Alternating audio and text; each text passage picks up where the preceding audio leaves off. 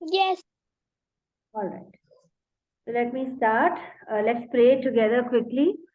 Om. So I welcome you all to this Gita class, which is coming to a close by the end of this 2022. Om Ajnana Timirandasya Tananjana Shalakaya Chakshurunmilitam Yena Tasmai Shri Gurave Namaha Nama Om Vishnu Padaya Krishna Presthaya Bhutale Srimati Bhakti Vedanta Swami Niti Namane Namaste Saraswati Devi Gauravani Pracharne Nirvishesha Shunyavadi Pashyatya Deshadarane Jai Shri Krishna Chaitanya Prabhu Nityananda Shri Advaita Gadadara Shri Vasadi Gaura Bhakta Vrinda Hare Krishna Krishna Krishna Hare Hare Hare Ram Ram Ram Hare Hare. Yeah. All right. So today we will be quickly revising chapter 6. Children, in chapter 6 we learned about 26 divine qualities which Krishna says if you want to understand Krishna, you should have these qualities. So just keeping in mind some of these qualities and trying to be them, Krishna will really, you will become a dear devotee of Krishna. And you should take care not to have those demoniac qualities. And Krishna talks later about the 3 gates to hell, not to have lust, anger, and greed in your life, trying to reduce the impact of these 3 gates to hell. And once you understand the demoniac nature, what are people who have demoniac nature? How do they behave? In fact, we all have the divine and demon in us. So what are the activities? And Krishna will explain in great detail what are the activities of the people in demoniac nature. What is the mentality of such a person who is demoniac nature, basically an atheist? What are the qualities of a person in demoniac nature? Again, somebody who cannot see that we are not the body, who has to just running after enjoyment. And the most important is there is a choice. Okay. Can one of you explain this picture? What does this picture tell us? Nice mehendi, Misha. Anybody? Ritika, Arav, you would like? Yes, ma'am. Yes, Ritika, go ahead. Like these 5 horses represent our 5 senses, and as passenger, this is our soul who will continue the journey of life till we die in our body. And then intelligence is the driver which gives direction to all these senses. Correct. And what are the senses running after? Sense objects, right? Sense objects. Yeah, material Sense objects. So they want pleasure. So they're running after different. Imagine if each one of them will run after different sense objects. Will the chariot even move properly? It won't even move properly, right? No.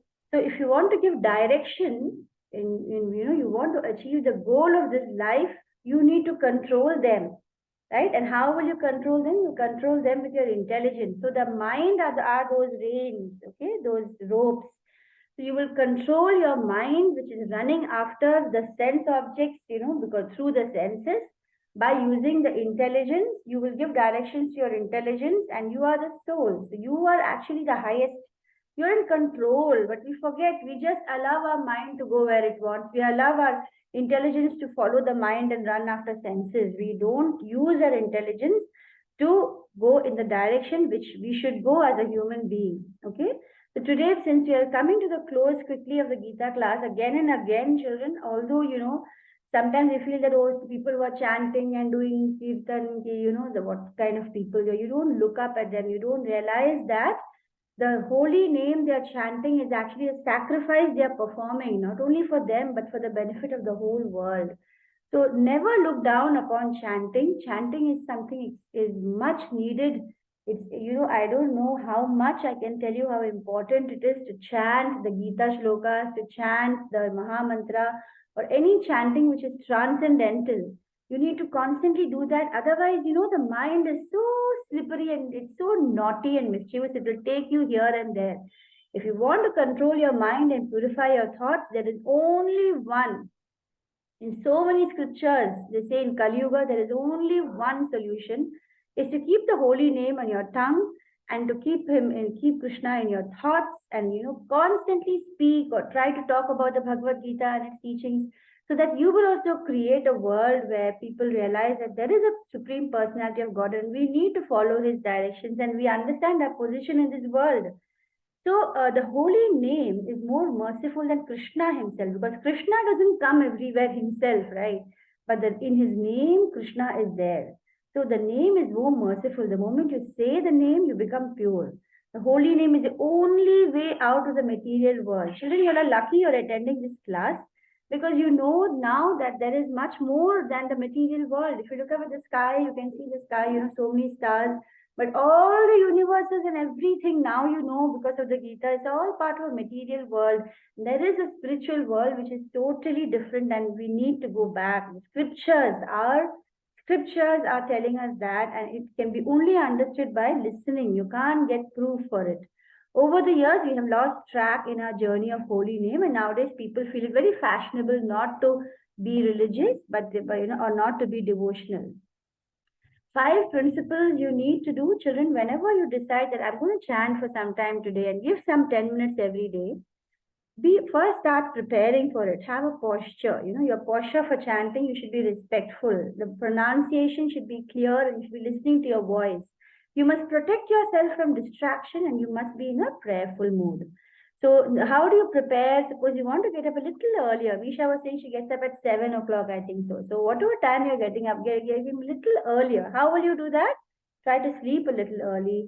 Don't have, not necessarily rice, but don't have heavy food. Try to sleep early. Start chanting a little bit early in the morning. In some, sort of arrange your place also. This is where I'm going to sit and chant. So decide all that. So you prepare. Your posture, you should be sitting straight.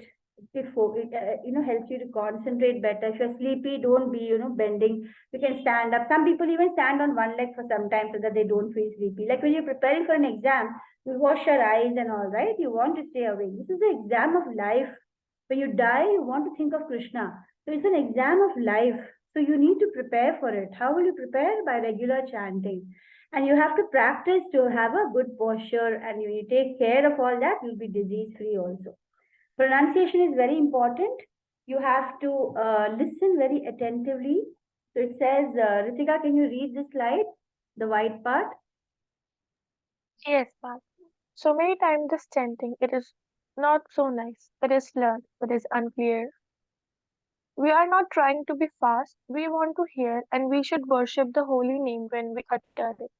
We should worship the holy name. So we should be attentive because it's Krishna, the supreme person we are addressing, no one less. So we should be conscious of that holy name on our lips and hear as carefully as we can.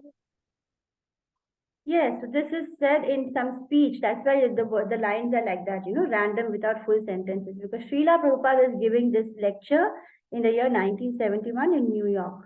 And so whatever time you're doing chanting, just make sure of these simple things, children. I just wish that, if not immediately, sometime you'll realize and, really come to complete spiritual understanding.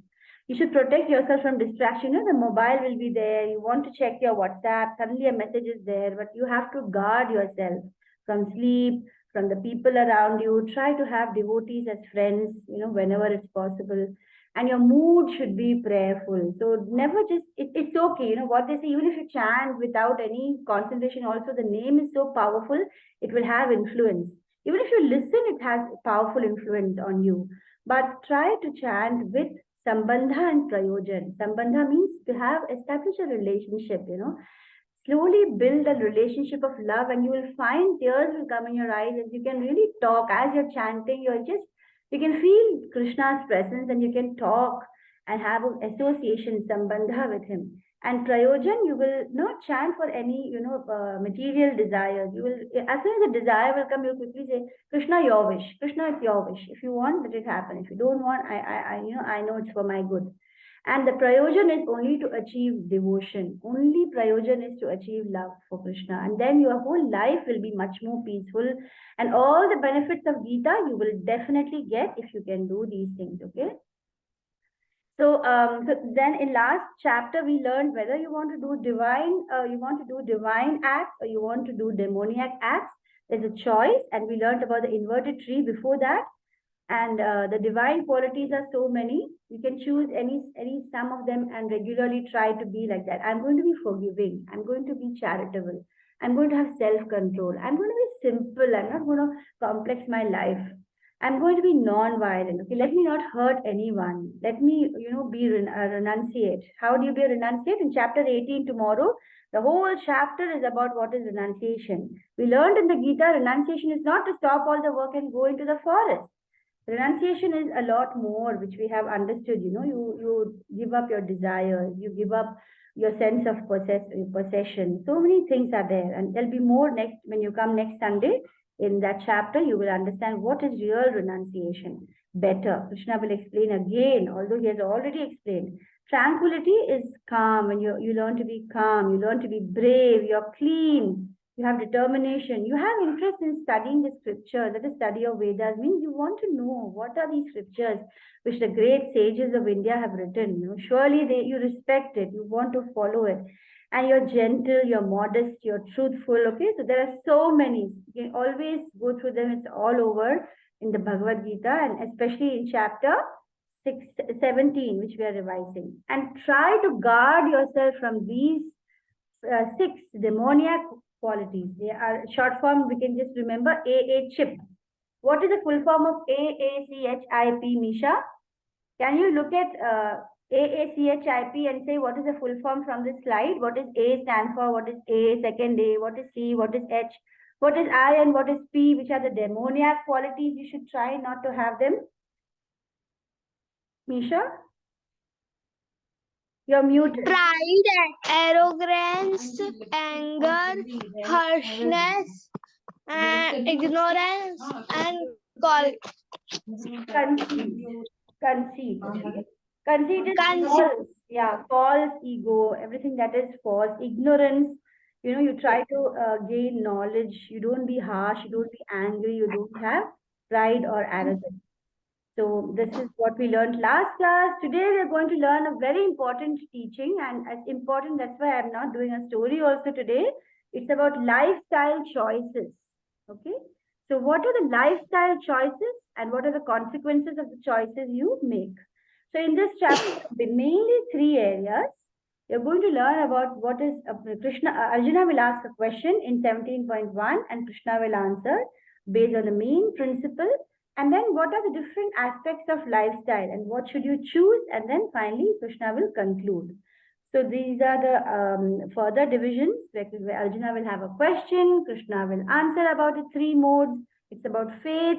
Then what is the food in the 3 modes? What are the sacrifices in the 3 modes? What are the 3 kinds of austerity? What are the 3 kinds of charity? And what is the meaning of Om Tat Sat? Okay. So let's quickly go through this. In 17.1, Krishna says, Arjuna is asking, what about people who have different other faiths? Like Arjuna wants to know that there are so many different faiths. People believe like Scientology, flying spaghetti monster. And if you go to Google also and even around, you'll find people with all different faiths having different beliefs. They are also having, strong belief and faith, and they're really praying and everything. And what about them who don't follow the scriptures and who are not, who don't understand what is written in the scripture? He who discards the scriptural injunctions and instead he will find his own ways and own whims to attain perfection. What about them? Okay, what happens to them? So Krishna says, if one does not follow the Vedas, then you follow your natural instincts, which are the 3 modes of material nature. You will either, if you have goodness, you will follow the faith according to goodness. If you have passion, you will follow faith according to passion. If you are ignorant, if you are in the tamogun, you will follow your faith according to your tamogun. So people around the world are in different modes of material nature according to their existence, and what all modes of nature is mainly in them, accordingly they will follow the faith. So aspects of lifestyle we are going to be doing now in this second section, where Krishna is going to talk about what is a faith, what are the aspects of lifestyle, faith and worship, what food are you going to eat, what are the rituals you follow, how is your behavior, how do you speak, how is your mind, and what is the kind of charity you do. Okay, So it's not only body, mind, and everything. Even simple things like suppose we want to give somebody something, even that is of three modes. We think charity is always good. It's not always good. There is also charity in the tamogun. People who are in tamogun, how will they do charity? Krishna tells us that. So let's quickly look at these three brothers. This is from actually ISKCON Chennai class. This Mataji is from ISKCON Chennai. And in her class, she explains about how. Can you say, Ritika? Only you're there, and Nisha is a bit busy also. So, Ritika, can you say, Nisha? Yes, ma'am. Yeah, can you say which of these three brothers is in Sattvagun, who is in Rajogun, who is in Tamogun? Vibhishan in the Sattvagun, Yeah,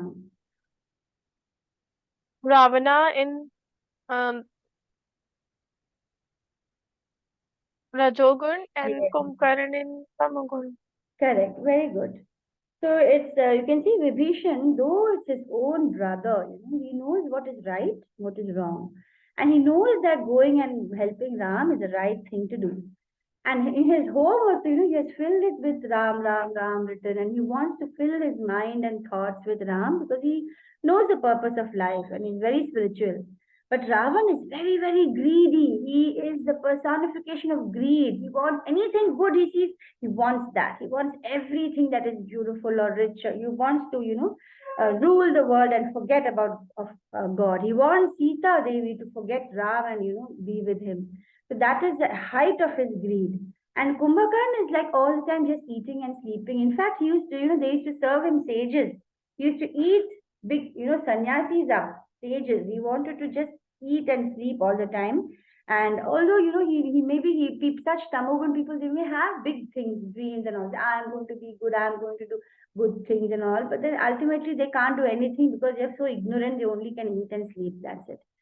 So the life lesson is that we are a sum total of choices. The life choices we make every minute is important.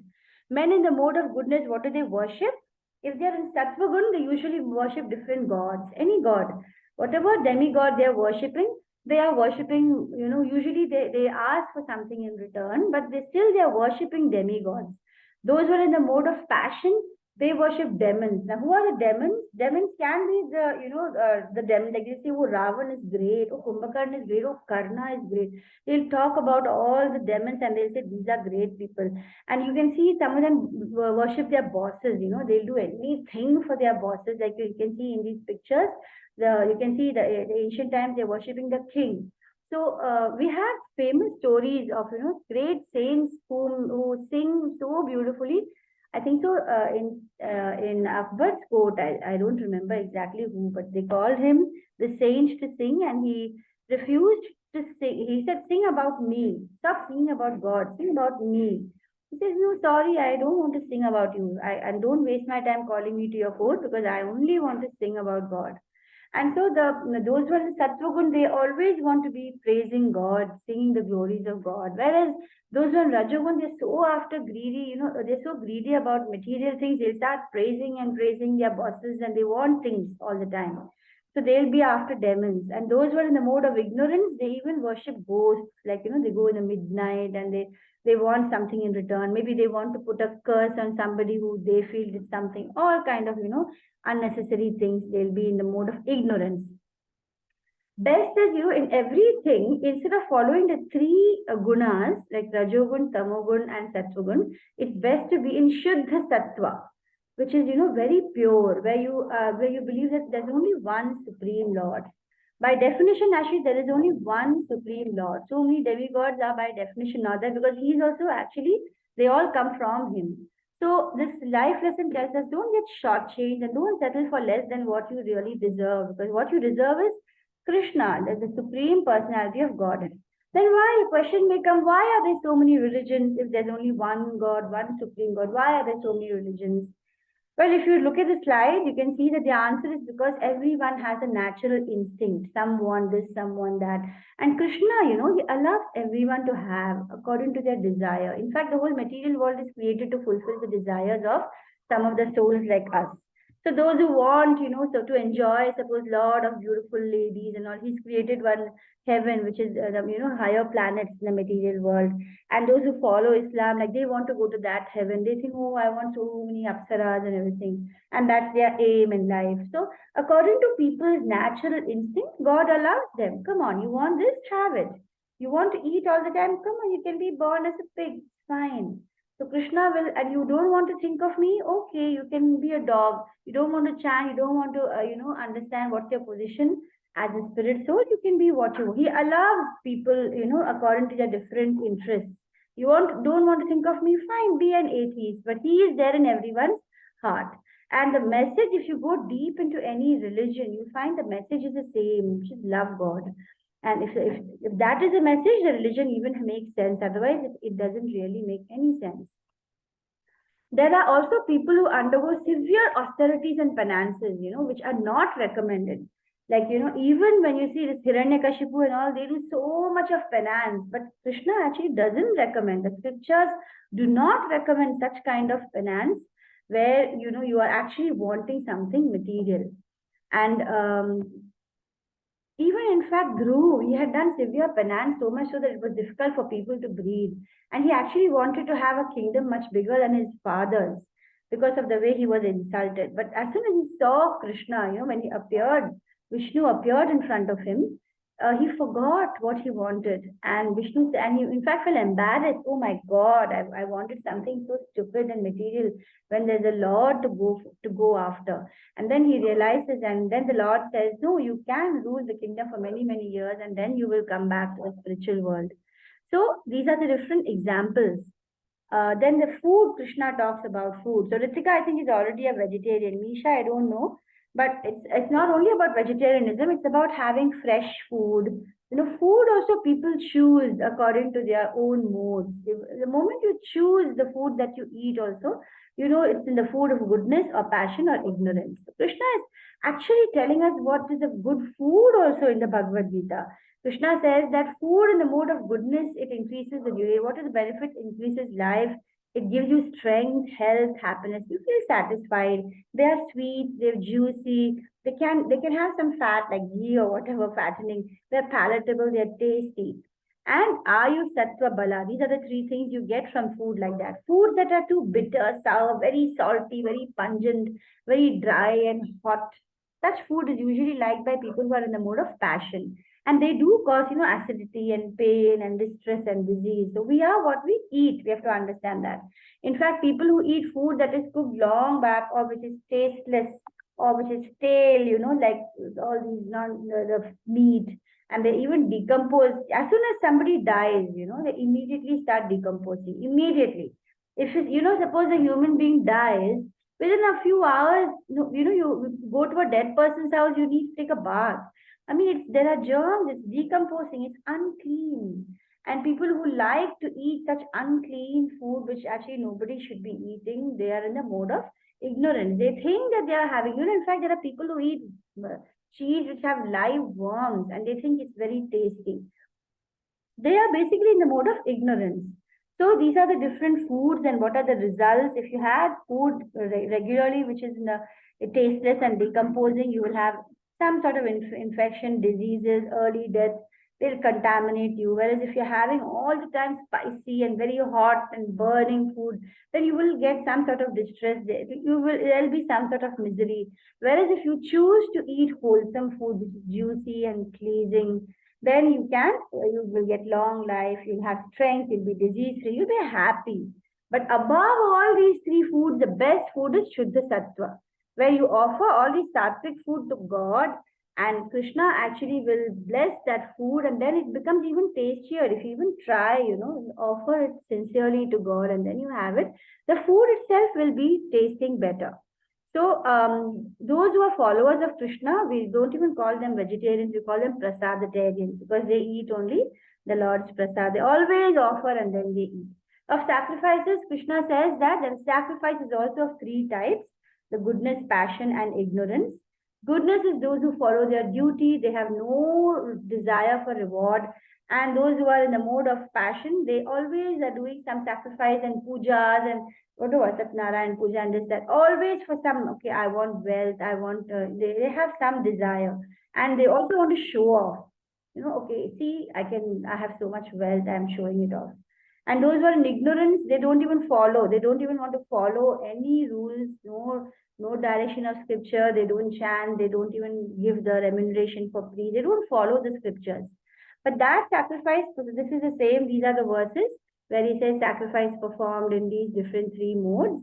And then he says, this is an example of a verse from Srimad Bhagavatam, where Krishna is saying that whatever the Bhagavatam scripture is saying that whatever result was obtained in Satyuga, earlier if you wanted to get, God realization, you were supposed to meditate. In Treta Yuga, you have to perform sacrifices. In Dwapar Yuga, you do deity worship, you serve the lotus feet. But in Kali Yuga, you just have to move your tongue. You just have to chant. In Kali Yuga, the only thing needed for spiritual upliftment is saying the name of the Lord. So make Hare Krishna your lifeline. And so then Krishna then talks about what should your behavior be, how should your speech be, and how will you keep your mind in these three modes. So austerity of the body, in this worship of Supreme Lord, the Brahmanas, the spiritual master, your father, your mother, you have to be clean, simple, you should be non-violent. These are the things. So that is, so as you saw in the previous verse, you should have, the non-violence is not only towards others, you should also never hurt yourself. Self-torture and, self-torture to threaten others. Sometimes they do self-torture to threaten others, or sometimes to regret. They regret something, they torture themselves, or torturing others to get their way. And even self-harm or suicide. These are all detrimental to human part of life as per the Gita. And how should your speech be? Whenever you speak, it should have truth in it. It should be pleasing. It should be beneficial to the person you're speaking to. But if you're speaking with a manipulative mind, if I say this, the boss will be happy, and then, or if I will say these things, my mother will be happy, and then I will ask her for this because I want this thing. So manipulative speech, gossip, talking ill about others, and just to fulfill your selfish needs, those are mode of passion. And ignorant people, they will just lie. They won't even bother. They will, lie about everything. They'll be agitated. Suddenly they'll be angry and they'll start speaking angrily. They will harm others. So these are the people the speech of people who are ignorant. So I think I've written something on the side which I can't see. So in Shuddha Sattva, above all these three things, the people in Shuddha Sattva, they are all the time simply glorifying God. So then, they don't even need to get the punya from goodness or the papa and punya mixed from mode of passion. They don't have to get all that. So the life lesson is apply these sound filters. Whenever you're producing sound with your vocal cords, think, what I'm going to say, is it true? Is it going to be pleasing for others? Is it going to help others? So whenever you speak something, you have to think about all that. Okay? So austerity of speech is about speaking truthfully and beneficially and avoiding offensive talk. What about the mind? People whose mind, if they're in the mode of goodness, their mind will be always content, satisfied. That will be mostly their state of mind. But those who are in the mode of passion, they will be dissatisfied. They'll be anxious. Oh, what's happening? They will be dissatisfied and anxious because they are in the mode of passion. And those who are in ignorance, they will be all the time bewildered and illusion. Oh, what is this life? And they will all the time be illusioned and bewildered. They don't know at all what is truth and what is knowledge. They don't know. The ignorant person believes I am the body. And he does everything for the pleasure of the body because he is ignorant. Now, so Krishna is saying these things about the mind in these verses, which I just showed you in that graph. Now, sacrifices are also of three types. People who are doing some sacrifice just out of duty. I think sacrifices we have discussed. They don't, and those who are in the mode of passion, they want returns, and those who are in the mode of ignorance, they do sacrifice in an improper place, an improper time. So these are all the verses. Charity. So charity, those who are in the mode of goodness, they will give things to others as a duty at the proper place, in the proper time. They have no, desire for anything in return. But people who give, because they think, oh, I want this, that's why I'm giving. And they give for some return. Or you want to take a selfie and show it to everyone. Then those charities actually, or even in a grudging mood. Sometimes the boss says, my son is doing a charity drive, give some money. You'll give the money, but you'll be grudging. My God, I have to give it because he's my boss. So all those are done in the mode of passion. And when you people perform charity totally in the wrong place, you're giving money to somebody who's just going to drink or have weed, or that even the sins they do with that money, part of it comes to you. The karma actually is very complicated. You can never understand. Every small karma we do, if we don't make it a karma by offering it to God, you will surely get its positive or negative influence.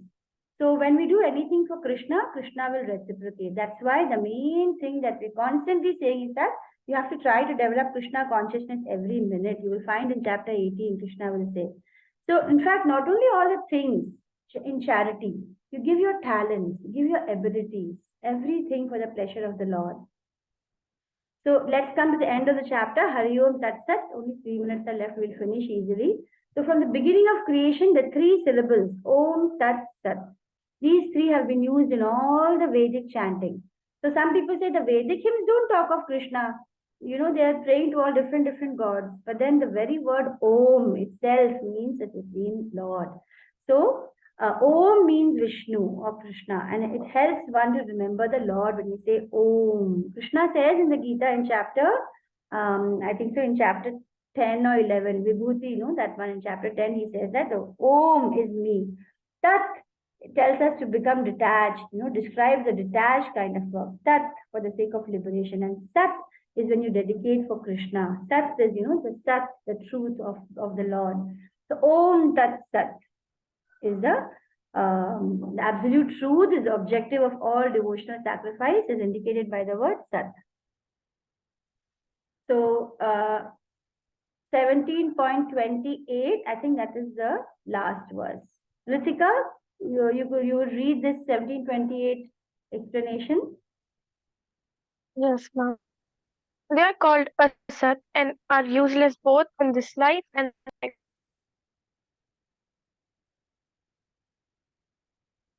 17.28, are you there? Sacrifices, austerities, and charities. Yes, ma'am. Yeah. So But sacrifices, austerities, and charities performed without faith in the Supreme are non-permanent. O son of Pratha, regardless of whatever rites are performed, they are called asat and are useless both in this life and next. So what people in this world don't know is that any action they are doing in this material world, which is not connected to the transcendental Lord, is impermanent and is impermanent and actually useless. Only when you're able to connect your sacrifices, whatever sacrifice you're doing, austerities means any conduct you're doing and any charity you're doing, if you are able to connect it to the Supreme Lord, only then it has fruit, and only then it has a lasting, permanent impact. So when you see big things which have been lasting for many years, the person who started it actually started with, a complete devotional attitude. That's why it is going on. So anything that is started with faith is the only thing which has meaning and which lasts. Otherwise, it will be impermanent. So chapter 17, we have concluded today. It's just in 1 minute, I'll just revise. So Krishna talks about the principle. Even faith is based on modes. Then he talks about all the aspects of lifestyle. What should you choose? The food. How should you do charity? How should you do sacrifices? How should your speech be? How should your mind be? And finally, he talks about Om Tat Sat, where you dedicate everything to Krishna and you're detached and you're attached to Krishna. So how should your consciousness be? Okay, so Ritika and Misha, I hope you have understood chapter 7. With this, we conclude chapter 17. And we will do chapter 18 next class. I hope some more students who have been with us join next class. So for a variety of reasons, people are not able to complete this course, which is really sad, but I'm very grateful to you, Ritika and Misha, for trying to understand the Bhagavad Gita. May Krishna bless you always. Should I